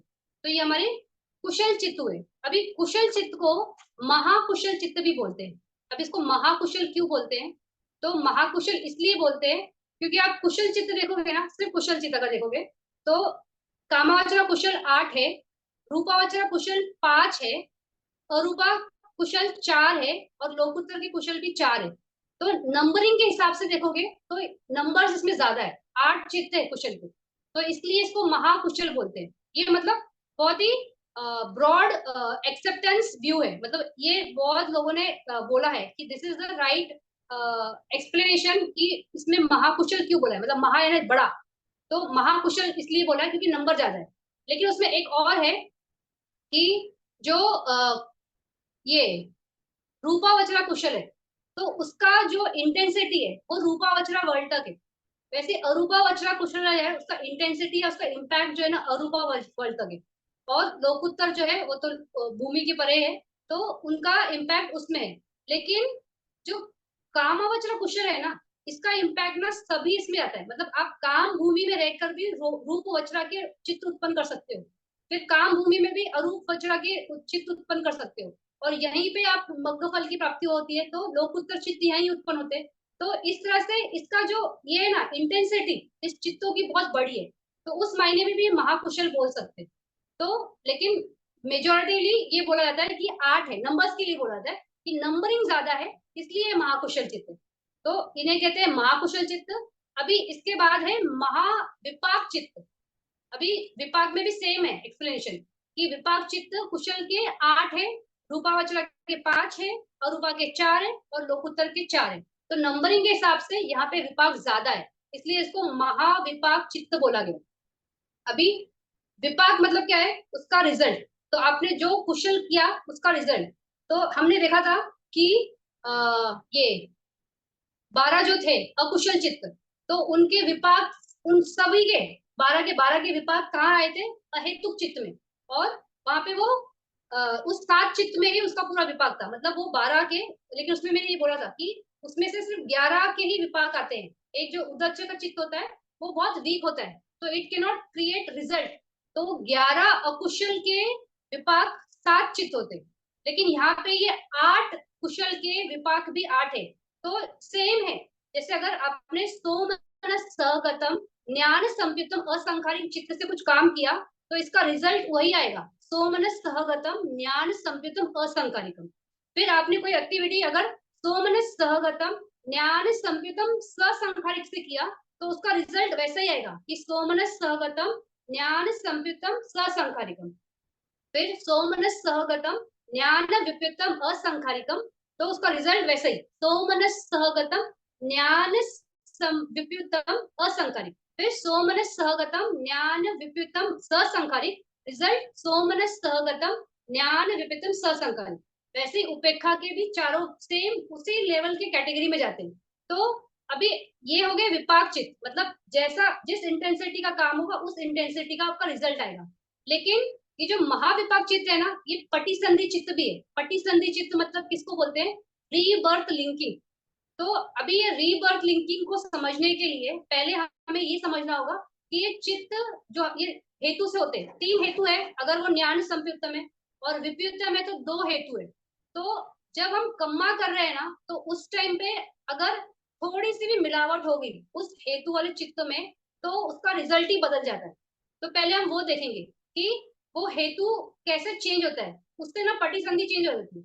तो वो पटी संधि चेंज हो कैसे होगी पहले ये देखेंगे। ये बहुत इंपॉर्टेंट है कि त्रिहेतुक से काम किया तो क्या रिजल्ट है, द्विहेतुक से रिजल्ट काम किया तो क्या रिजल्ट है, फिर त्रिहेतुक से ही काम किया लेकिन फिर भी रिजल्ट बदल सकता है, वैसे द्विहेतुक से ही काम किया तो भी रिजल्ट बदल सकता है। तो इसको बहुत ध्यान से देखो। ये मैं यहाँ पे बोर्ड पे कर रही हूँ।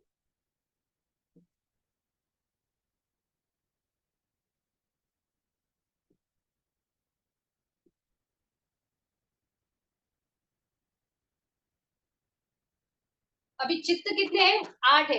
उसमें से कुशला कामावचरा कुशला है ये। तो कामावचरा कुशला में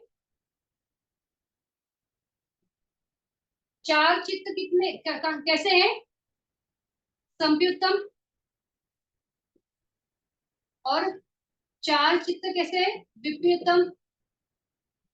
अभी ये जो चार चित्त संप्युतम वाले तो वो कितने हेतु के? तीन। विपरीतम वाले कितने हेतु के हैं? दो।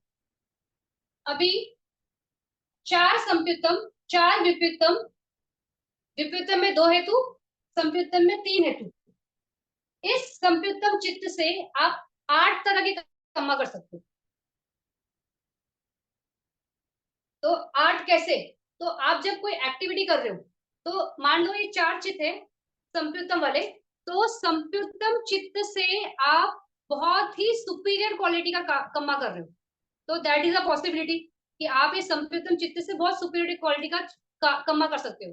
वैसे ही इसी चार संप्युतम चित्त से आप कोई इंफीरियर क्वालिटी का भी कर सकते हो। जैसे हमने देखा था ये सोमनस सगतम ससंखारिक में कि थोड़ा आपने इंटेंसिटी कम कर दी तो थोड़ा इंफीरियर कर दिया। तो उस तरह से चार चार की पॉसिबिलिटी है। तो उसको बोलते हैं अगर बहुत अच्छा किया, सुपीरियर किया, तो उसको बोलते हैं ओखाता। और इंफीरियर किया तो उसको बोलते हैं ओमक्खा। तो चार चित्त से आप चार ओखता कर सकते हो या चार ओमक्खा कर सकते हो, दोनों से पॉसिबिलिटी है। वैसे विपरीतम से भी आप ओखता कर सकते हो या ओमक्खा कर सकते हो। ये भी चार चार की इंटेंसिटी में कर सकते हो। चार विपरीतम वाले चित्त से चार सुपीरियर क्वालिटी का कमा कर सकते हो या चार विपरीतम वाले से इंफीरियर क्वालिटी का कर सकते हो। अभी ये सुपीरियर इंफीरियर क्वालिटी का जो हम कम्मा करते हैं इसकी वजह से रिजल्ट पूरा चेंज होता है। तो रिजल्ट कैसे चेंज होता है ये आप चाहिए तो लिख लो, ये ड्रॉ कर लो या तो आप स्क्रीनशॉट कर लो और फिर बाद में आप कर सकते हो, नोट्स बना सकते हो अपने, या वीडियो में देख लेना। तुम आगे बढ़ते हैं, टाइम लगेगा क्योंकि बहुत कुछ कवर करना है। तो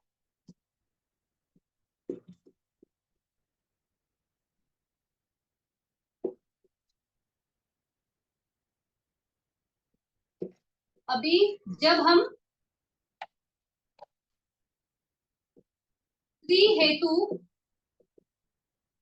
चित्त से कोई कम्मा करते हैं तो कैसा होता है? कम्मा करने से पहले कुशला, कम्मा करने के टाइम कुशला, कम्मा करने के बाद कुशला, यानी मन में ये चेंज नहीं होता है, ये इंटेंसिटी चेंज नहीं हुई। तो इस कम्मा से अगर आपने काम किया है, तीनों जगह आप सुपीरियर हो, मतलब उखता उखता उखता, तो इसका रिजल्ट आएगा, रिजल्ट विल बी कि आपका जब रीबर्थ होगा तो आप त्रिहेतुक होंगे, मतलब तीनों हेतु के साथ आपका जन्म होगा। तो अलोभ अदोष और मोह, ये तीनों हेतु होंगे और उससे आपका उत्पत्ति होगा।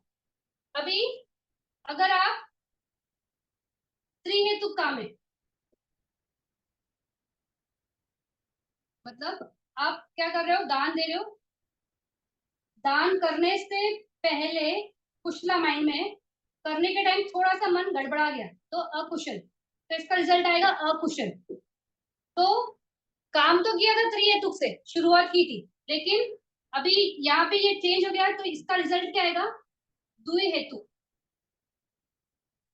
ये कन्वर्ट हो जाता है, ये सीधा इसका डिग्रेशन हो जाता है, यानी नेक्स्ट जन्म में आप प्रज्ञा के साथ नहीं आओगे, प्रज्ञा के बगैर आओगे, तो द्विहेतुक चित्त हो जाएगा। क्योंकि ये क्या है, त्रिहेतुक उमक्ख है, उमक्ख मतलब इंफीरियर, तो त्रिहेतुक उमक्ख से काम किया है, तो रिजल्ट है सीधा डिग्रेड, आप सीधा चले गए द्विहेतुक में। ये आप चाहिए तो स्क्रीनशॉट ले लो, और नहीं समझा तो मुझे पूछो, ये मैं वापस एक्सप्लेन करूंगी, ये नहीं समझा तो ये द्विहेतुक तीन है तो नहीं समझते कभी भी।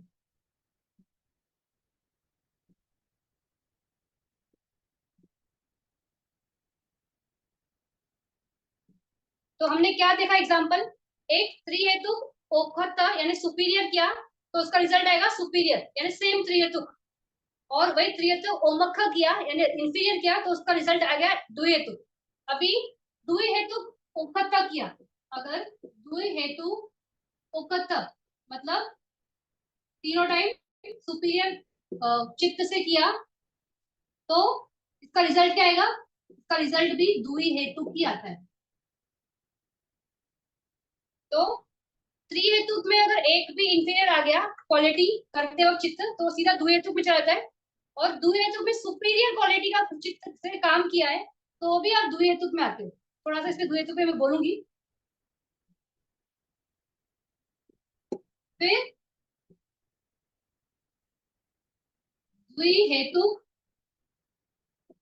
में ओमक्ख मतलब इंफीरियर क्वालिटी का कमा कर दिया, तो यहाँ पे कुशला था, अकुशला अकुशला, तो यहाँ से सीधा आप कहाँ से जाते हैं, अहेतुक, मतलब गाड़ी सड़क के हेतु ही नहीं बचा, अहेतुक में आएगा।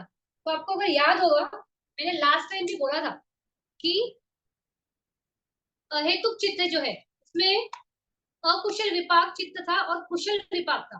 तो कुशल विपाक चित्त होते हुए भी वो विपाक यहाँ पे कहाँ से आ गया, मतलब अहेतुक में कैसे आ गया, रूटलेस में कैसे आ गया, तो इस तरह से आया। तो कुशला चित्त था वो पहले एक्चुअल में, लेकिन वो द्विहेतुक चित्त था। और वो द्विहेतुक चित्त के टाइम जब आपने एक्टिविटी की, तो उसको एक इंफीरियर लेवल ऑफ क्वालिटी से काम किया। दान देते वक्त आपका माइंड में इतना क्लैरिटी नहीं है, अच्छे चित्त से नहीं किया, तो सीधा आपका डिग्रेड क्या हो गया, आप अहेतुक में चले गए, मतलब हेतु ही हट गए, तो quality of life very very inferior हो जाती है। तो अभी द्विहेतुक और त्रिहेतुक में लेकिन फर्क क्या है एक्चुअली में एग्जैक्टली, तो कैसे होता है कि अगर आप एज अ ह्यूमन त्रिहेतुक से आए हो, तो आपका लाइफ में क्या है कि आपको प्रज्ञा बहुत स्ट्रांग रहती है, आप बहुत इंटेलिजेंट होते हो और चीजों को बहुत जल्दी समझते हो, और धम्म के क्षेत्र में बहुत जल्दी समझते हो। फिर अलोभ होता है, आप दान में बिलीव करते हो, आप दान बहुत इजीली देते हो। फिर मैत्री होती है, तो इस तरह से ये तीन चीजें आप में क्वालिटी बहुत होती है। फिर वही दुए हेतु वाले जो लोग होते हैं, वो अलोभ और अदो से तो बहुत सारा दान देंगे, मैत्री भी होती है, मतलब कंपैशन होता है कुछ भी लोगों को देखा वगैरह, लेकिन उनमें प्रज्ञा बिल्कुल नहीं होती है। अभी इसका बेस्ट एग्जांपल है पसंजीत खोसला। भगवान बुद्ध के टाइम पे पसंजीत खोसला जो थे, वो दूर हेतु थे, तो वो भगवान बुद्ध को रोज मिलते थे, रोज भगवान बुद्ध से धम्म श्रवण करते थे, उनसे धम्म चर्चा होती थी, भगवान बुद्ध को वो कितनी देशमाएं देते हुए सुनते थे, लेकिन उनके कुछ पल्ले ही नहीं पड़ा, मतलब बहुत ही मूड बुद्धि के थे वो। क्यों थे, क्योंकि उनको अमोहा ये हेतु ही नहीं था, तो ये हेतु ही नहीं था, इस वजह से उनका कोई डेवलपमेंट ही नहीं हुआ। तो इसका मतलब ये है क्या कि दूर हेतु अगर चित्त से हम उत्पन्न हुए हैं, तो हमारे लिए कोई भी ये नहीं है, अपॉर्चुनिटी नहीं है।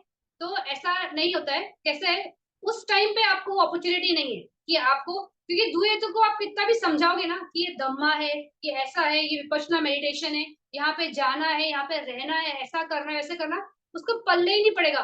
वो शायद तो भगवान की बात करते बैठेगा, वो पूजा पाठ रिचुअल्स ये सब में ही करेगा, वो मंदिरों में बहुत बड़ा से बड़ा दान देना चाहेगा, लेकिन वो शायद विपश्यना में ध्यान देने की इच्छा ही ना रहे उसमें। तो क्योंकि उसको अंडरस्टैंडिंग नहीं है, क्लैरिटी नहीं है, उसके मन में है ना दिट्ठी बहुत वो होती है, क्योंकि प्रज्ञा नहीं है ना।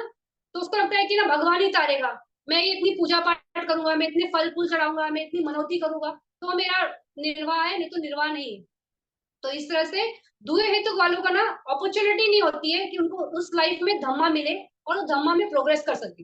लेकिन हाँ, वो इस लाइफ में अगर बहुत ही शील मतलब ये करते हैं, शील से रहते हैं और बहुत सारा दान वगैरह करते हैं, तो वो कंडीशंस बना सकते हैं कि नेक्स्ट लाइफ में जब वो जाएंगे ना तो उनका प्रमोशन हो सकता है।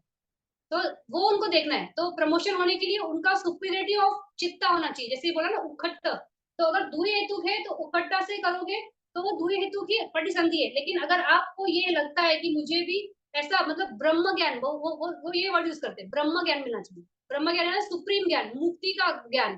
तो ऐसा कुछ अगर चेतना रहेगी तो आप नेक्स्ट लाइफ में हो सकते हो, इस लाइफ में पॉसिबिलिटी नहीं होती है दूर हेतु के लिए कि वो विपश्यना में डेवलप करे। तो ये अभी हमने क्या बोला कि ये जो महाविपाक चित्त है वो पटिसंधि चित्त है। तो पटिसंधि चित्त कितने हैं और वहां से कैसे उत्पत्ति होती है, थोड़ा हमने लास्ट क्लास में बात कर ली थी, थोड़ा सा इसमें और ज्यादा जाएंगे आज। ये समझा सबको, दुए हेतु तिये हेतु? अगर कोई भी क्वेश्चन है तो अभी पूछ लो, क्योंकि ये मिस हो गया तो फिर नहीं समझ में आता बाद में कि क्या है दुए हेतु। आई थिंक समझा। गुड।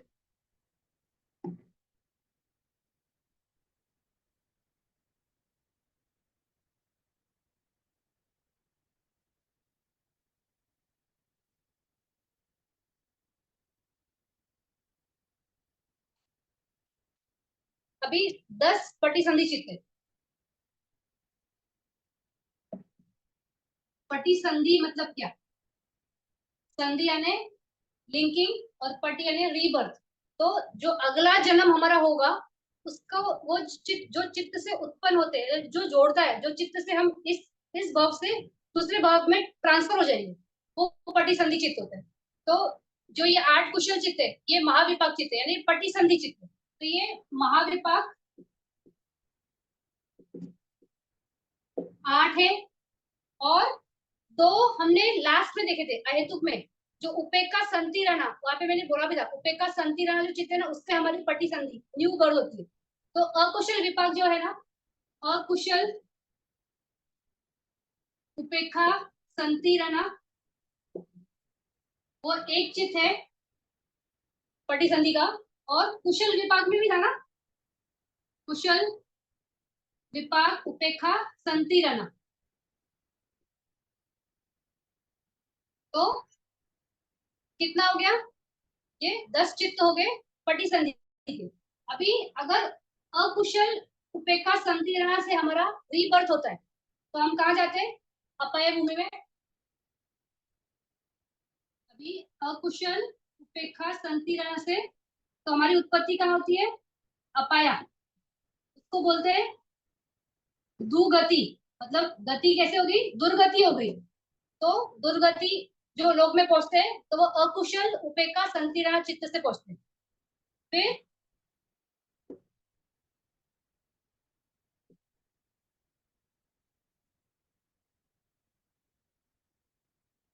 जो कुशल संति रहना था, कुशल उपेक्षा संकीर्ण जो चित्त था, उससे हमारी उत्पत्ति कहाँ होती है?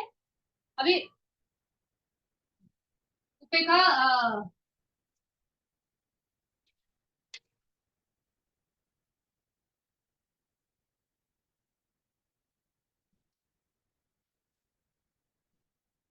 कुशल उपेक्षा सगत संकीर्ण और एक सोमनस भी है ना कुशल में, उपेक्षा संकीर्ण, वो भी रीबर्थ लिंकिंग चित्त है। तो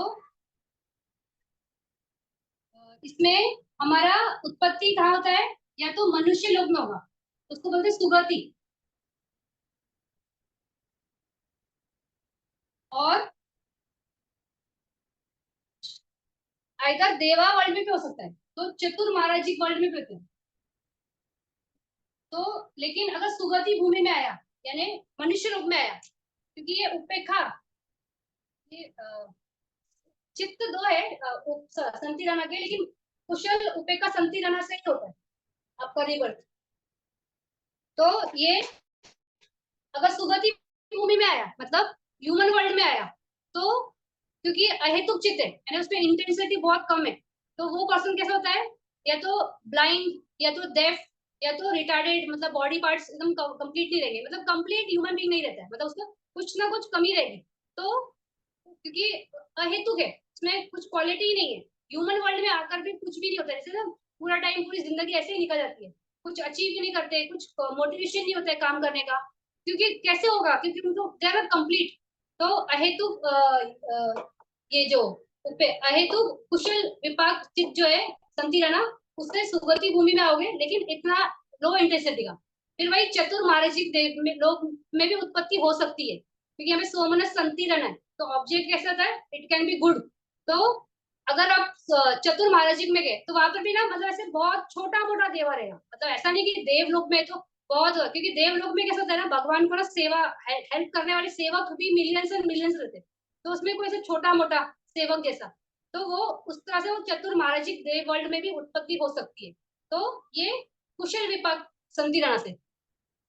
फिर दुहेतुक से, दुहेतुक के कितने थे, 4 चित्त थे, तो उससे आएंगे तो हम सुगति भूमि में, सुगति भूमि यानी मनुष्य वर्ल्ड, और इसके साथ 6 देवा वर्ल्ड है ना, तो वहां पर भी हम जा सकते हैं। तो ये 7 सुगति भूमि में उत्पत्ति होती है। वैसे ही त्रिहेतुक का भी सेम है, उत्पत्ति आपकी सुगति भूमि में ही होगी। 7 आप ह्यूमन वर्ल्ड में आ सकते हो, या तो आप देवा वर्ल्ड में आते हो, लेकिन क्वालिटी में फर्क होगा। दुहेतुक है तो जैसे इसको प्रज्ञा नहीं है, और त्रिहेतुक है तो प्रज्ञा है।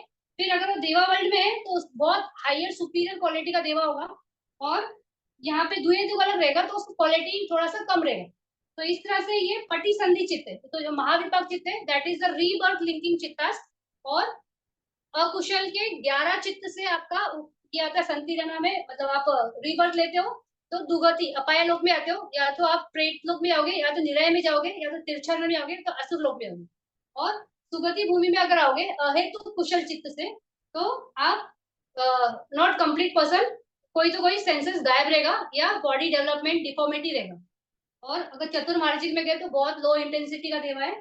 दुएतिक से 7 सुगति भूमि यानी मनुष्य प्लस ऊपर के 6 देवावन। वैसे त्रियतुक में भी मनुष्य प्लस 7 देवा 6 देवावन। तो इस तरह से ये महाविपाक चित्त है। अभी हमने देखे कितने, महाकुशल चित्त, महाविपाक चित्त, अभी महाक्रिया चित्त। तो क्रिया चित्त क्या थे, हमने लास्ट क्लास में देखा था कि क्रिया मतलब फंक्शन, तो ये सिर्फ भगवान बुद्ध या अरंत के होते हैं, तो उनके लिए ही होता है। तो वैसे ही जैसे ये महाकुशल चित्त है, वैसे उसी एग्जैक्टली कैटेगरी में महाकुशल विपाक चित्त है, उसी तरह से महाक्रिया चित्त है। तो महावर्ड आया तो 8 है, सेम वैसे ही 5 रूपावचरा में है, 4 अरूपा में, 4 लोकुत्तर में, तो नंबरिंग के हिसाब से ज्यादा क्रिया चित्त यहाँ पे, तो इसलिए महाक्रिया चित्त। फिर महाकुशल ये में जो चित्त सेम वैसे ही वही चित्त विपाक में थे, वही चित्त क्रिया में भी है, तो सेम सोमनस सगतम ज्ञान संपितम असंकारिकम, सोमनस सगतम ज्ञान संपितम ससंकारिकम, सोमनस सगतम ज्ञान विपरीतम असंकारिकम, सोमनस सगतम ज्ञान विपरीतम ससंकारिकम, उपेक्षा सगतम ज्ञान संपितम असंकारिकम, उपेक्षा सगतम ज्ञान विपरीतम ससंकारिकम, उपेक्षा सगतम ज्ञान विपरीतम असंकारिकम, उपेक्षा सगतम ज्ञान विपरीतम ससंकारिकम। तो वही सारे चित्त है वैसे ही है, क्योंकि भगवान बुद्ध जब या अरंत कोई काम ये करते, कोई एक्शन करेंगे, तो उसमें कोई भी ये नहीं होता है, क्या बोलते हैं, कोई मोटिवेशन नहीं होता है ना, कोई डिफाइलमेंट नहीं है, कोई कुछ मिल जाए उसके लिए कुछ ना कर रहे, तो वो दान या शील या वैसे मेडिटेशन का भावना वैसा नहीं है ना, तो उसके फंक्शंस के हिसाब से करते हैं, तो वो जो फंक्शंस के हिसाब से करते हैं, तो ये कुशल चित्त के थ्रू ही करते हैं, बट वो क्रिया होता है, वो फंक्शन होता है, उसमें कोई भी ये नहीं आएगा, रिजल्ट नहीं आता है, विपाक नहीं आता है। अभी हम जब विपाक की बात कर रहे थे, तो थोड़ा सा यहाँ पे विपाक पे मैं टच करना चाहूंगी, क्योंकि हमने लास्ट क्लास में भी थोड़ा विपाक पे बात की थी, और विपाक में हमने महामोगलान बनते का एग्जाम्पल लिया था, और वहां पे मैंने अंगुली माल का एग्जाम्पल बोलते बोलते रुक गई थी। तो क्यों रुकी थी मैं, क्योंकि हमने कुशला की बात ही नहीं की थी।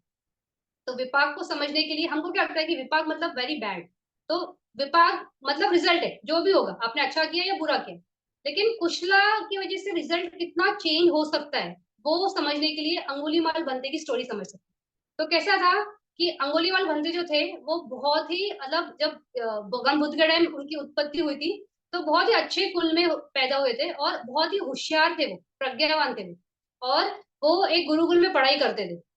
तो उनका जो टीचर था उनका वो बेस्ट स्टूडेंट था, फेवरेट स्टूडेंट था।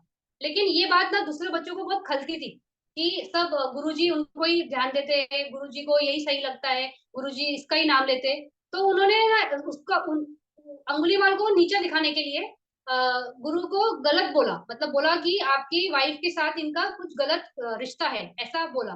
तो जब उन्होंने ऐसा सुना गुरु ने, तो गुरु ने सोचा कि मैं इसको निकाल देता हूँ अपने गुरुकुल से। फिर ये सोचा कि मैं इसको निकालूंगा तो वो रॉन्ग इम्पैक्ट करेगा, it will send out a wrong message.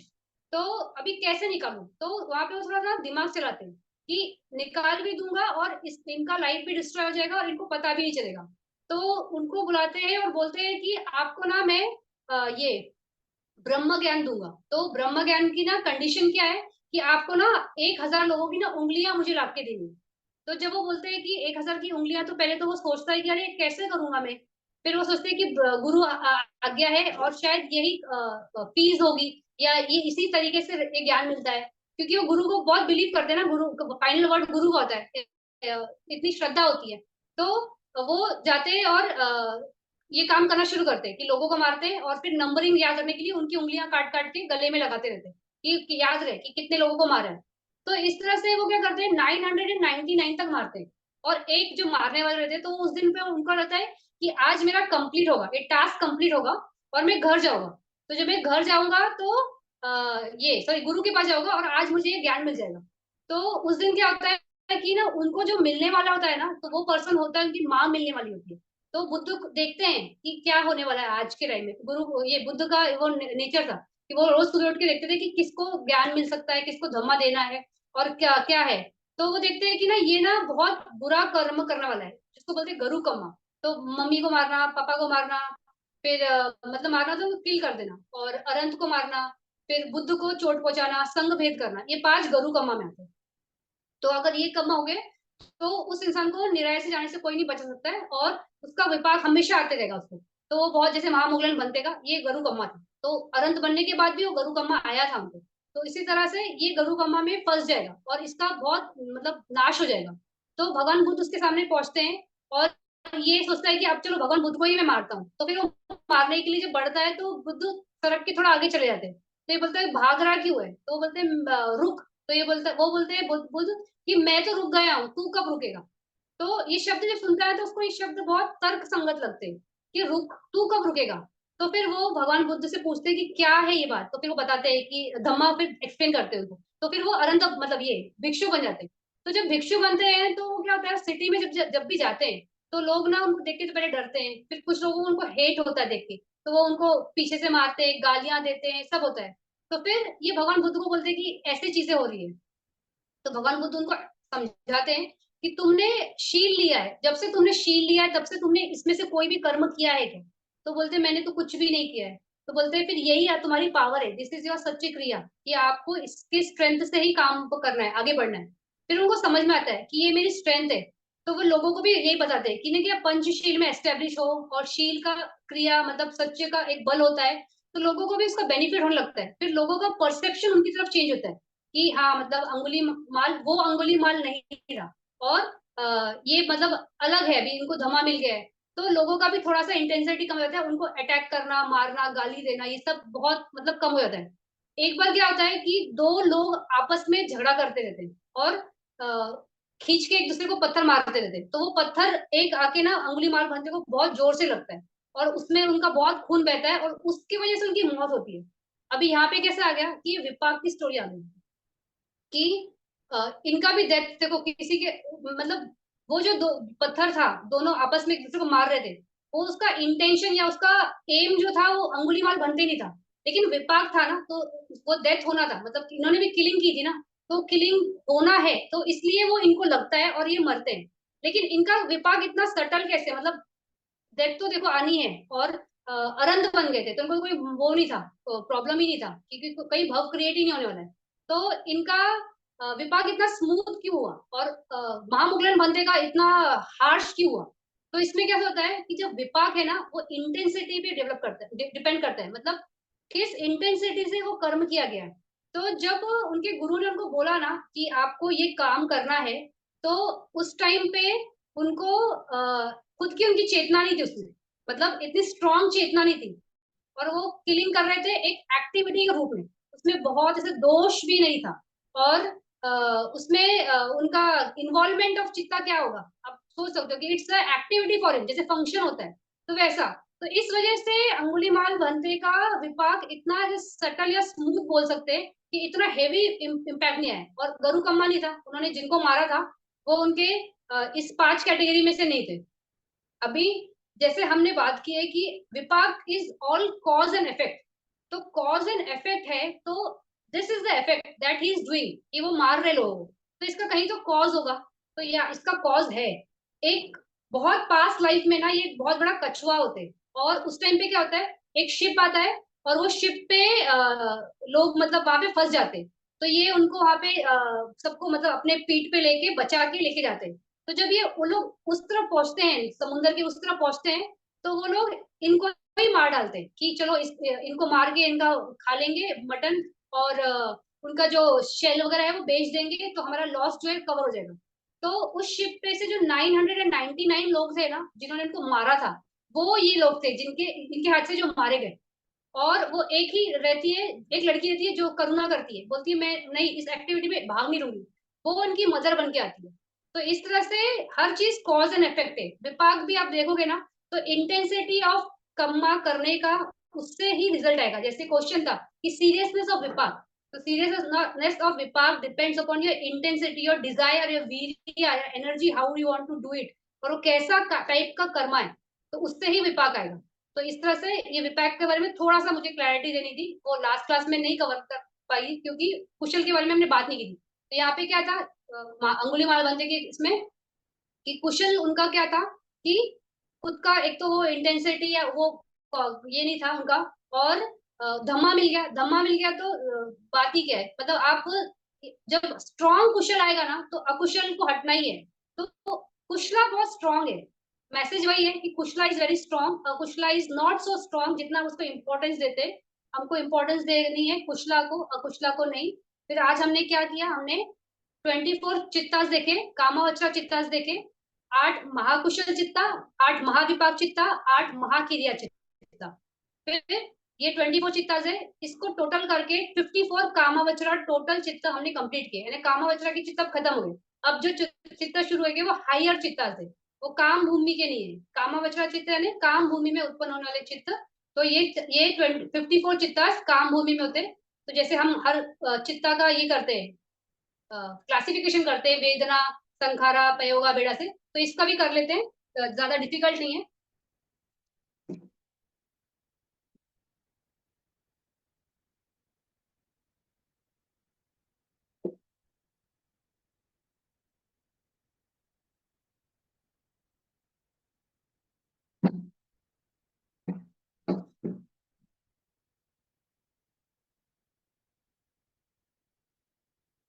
तो वेदना बेड़ा कितना चित्त है, सुख स्वगतम, सुख एक, दुख एक, दो मनस्य, दो सो मनस्य, कितने हैं, 18 है। 4 लोभ में है, 2 अहेतुक में है, और 12 इधर है। कुशल महाकुशल में 4 है, महाविपाक में 4 है, और महाक्रिया में 4 है, तो यहाँ पे 12। तो 12 और वहां के 6 कितने हो गए, 18 हो गए। फिर उपेक्षा, उपेक्षा के टोटल कितने हैं, 32। तो 32 कैसे है, 4 लोभ में है, 4 मोह में, 6 हो गए अकुशल में, फिर अहेतुक में 14 है, 6 कुशल विपाक में, 6 अकुशल विपाक में, और 2 क्रियाचित में, तो 14 और यहाँ के 12 तो 32, तो इस तरह से टोटल आएगा 54।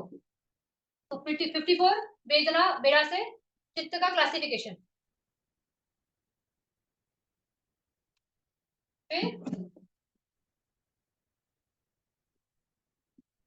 पयोगा बेड़ा संयुक्त या विपयुक्तम चित्त है।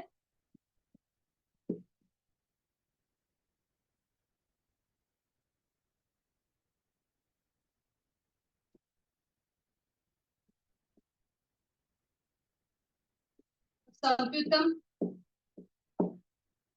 अभी संयुक्तम में कितने हैं? दोब में दिट्ठी संयुक्तम 4 है, फिर दोष में 2 है, और मोहा में 2 है, तो 8 हो गए।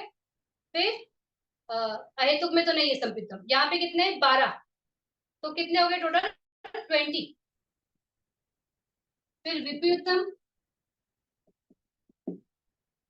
कितने हैं? लोभ पे 4 है, और यहाँ पे 4 है, तो सॉरी 12 है, तो 16। और न संयुक्तम न विपयुक्तम, बाकी कितने बचे?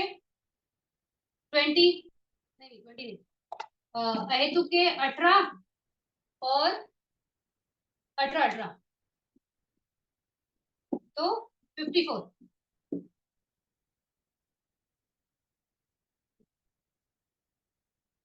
ये पयोगा बेड़ा।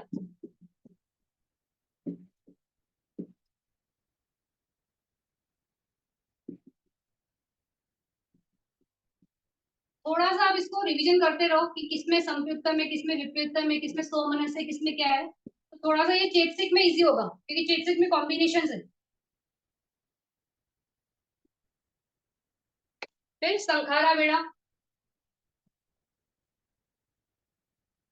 तो असंखारिक, असंखारिक में अकुशल में 5 है, दोब में और दोष का, तो 4 और 1 5, और ये 12, तो कितने हो गए? 17। फिर ससंखारिक भी 17 है, सेम उतनी। और न असंखारिक न ससंखारिक, तो कितने हैं? कौन से? न असंखारिक असंखारिक 18 आए तुक के, और 2 मोह के, 20, तो 54। तो ये भी टैली है। फिर जाति बेड़ा लास्ट।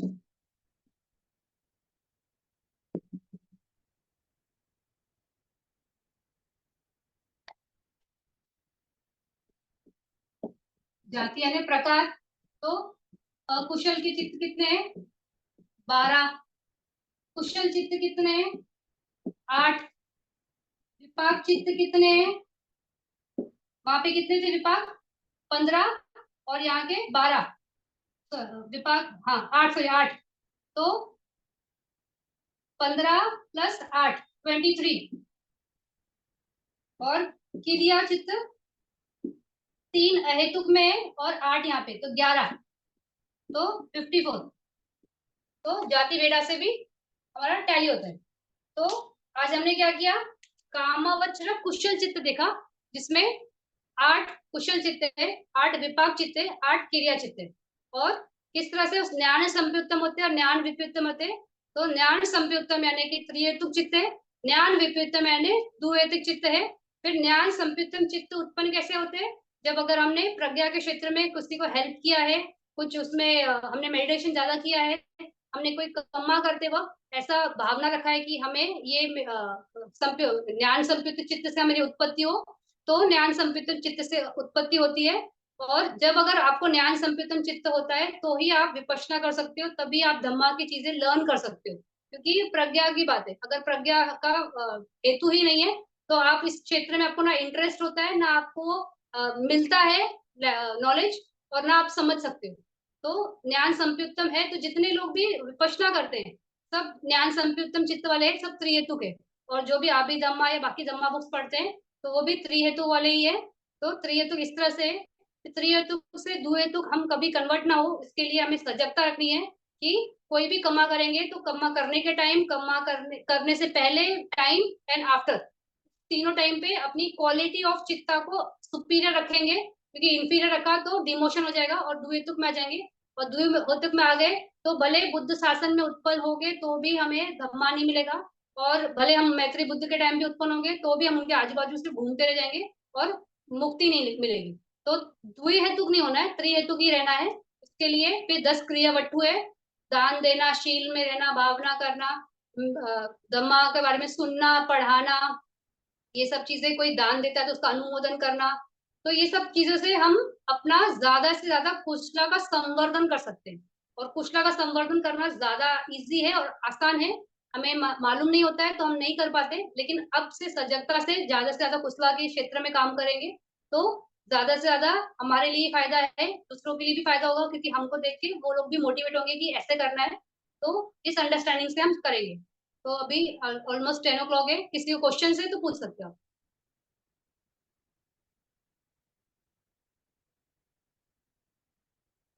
आज क्वेश्चंस नहीं है। गुड। ठीक है, तो फिर अगले क्लास में मिलते हैं। रूपावचर चित्त से शुरू करेंगे, जिसमें ध्यान चित्त, रूपावचर चित्त जो है वो ध्यान चित्त है। तो कैसे लेवल्स ऑफ ये चित्त का fine refine tuning of your mind है। और उससे हम हायर रेल्म्स में यानी ब्रह्मा रेल्म में या ब्रह्मा लोक में हमारी उत्पत्ति होती है, तो वो देखेंगे।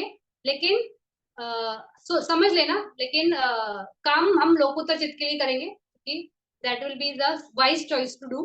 लेकिन जिसको जो ब्रह्मलोक में जाना है तो वो जा सकता है, लेकिन अंडरस्टैंड करेंगे कि रूपवचर चित्त क्या है, ध्यान चित्त क्या है, कैसे करेंगे। और नेक्स्ट क्लास में मिलेंगे। ठीक है, thank you everyone for joining. Take care, good night.